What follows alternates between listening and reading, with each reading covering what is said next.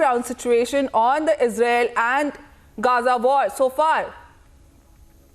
See, the situation when it comes to the on-ground situation, it remains to be tense because the Israel side, they are saying that they will be advancing in next coming few days, and the Gaza side, when it comes to the Hamas terrorists, what the Hamas terrorists are saying, that it is the Israel side that is targeting the civilian areas, and that is what has led to the world being divided into two parts. We have seen how some of the Muslim nations, they coming in support of the Hamas terrorists, while the world powers, be it the Great Britain or the United States of America, they are in support of the Israel, and they say that this is the war against terror. Now coming to the operations that are being carried out. See, Israel Defense Forces are carrying out operations at two fronts. One remains to be the Hamas terror front. That is quite but obvious that this remains to be one of the key missions of the Operation Iron Sword that was launched by the Israel Defense Forces on 7th of October. So this is one of the main and the most important operation that they are carrying out. The second operation, the key operation, remains to be the attack from the Hezbollah side. That is the Lebanese border. That has become pretty active with the passage of time. We are on to the 16th day of the war, and in these 16 days, the escalation on the northern borders, that is with the Israel, that is with the Lebanon side of Israel, and with the Hezbollah group becoming pretty active, carrying out the targeted strikes on the IDF soldiers as well as the civilian areas, especially the area of Metula and the nearby area. That is something concerning for the Israel Defense Forces, and that's why they have intensified the operations. And the cadres of the Hezbollah group, they are being targeted regularly. Now coming to the second question, the last right, there were pin precision strikes that were carried out.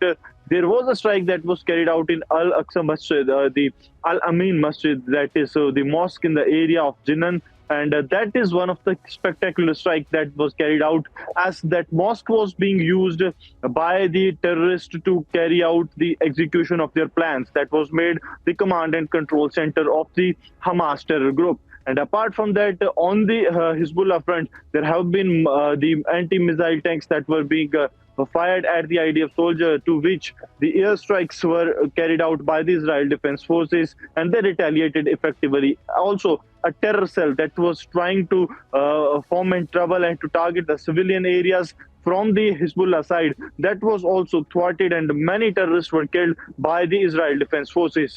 On ground, the situation is that yesterday also the brigade, 188th Armored Brigade, that was also in place in the forward areas. That happens to be the strike corps, that is the advancing corps of the Israel Defense Forces.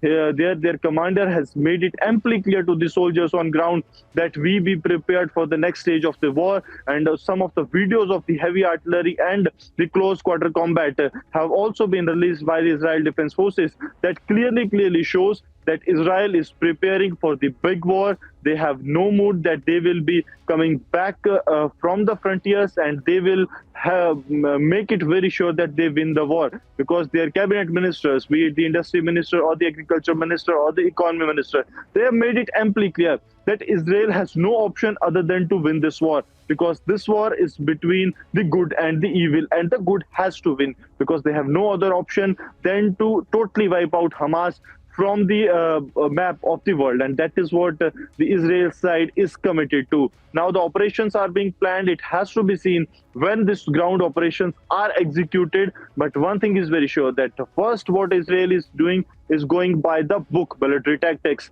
That is to weaken the enemy as much as they can before they enter their territory. Nikita.